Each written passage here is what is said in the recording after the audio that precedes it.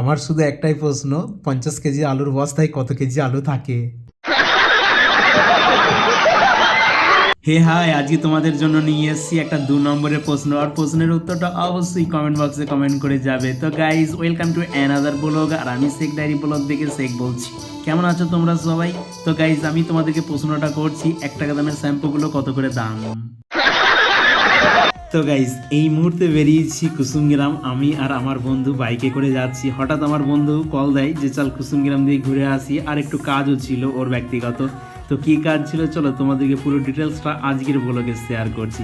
তো গাইজ, আস্তে আস্তে আমরা বাইকে করে পৌঁছে যাই কুসুমগ্রাম, আর কুসুমগ্রামে পৌঁছে দেখি একটা বাসের জন্য আমরা ওয়েট করতে থাকি। আমার বন্ধু বলে বাসে নাকি আলু আসছে, আর সেই আলুগুলোকে বাড়ি নিয়ে যেতে হবে টোটোই করে। গাইজ, এখন শীতকাল হওয়ার জন্য সব জায়গাতেই আলুর চাষ শুরু হয়ে গেছে। তাই বন্ধুরা, আলুর বীজ আসছে মেমারি থেকে কুসুমগ্রাম একটা বাসে, আর বাসের টাইমটা ছিল বিকেল পাক্কা 5টার সময় বাসটা আসবে। তাই আমরা তাড়াহুড়ো করে পৌঁছে গিয়েছিলাম কুসুমগ্রাম বাস স্ট্যান্ডে।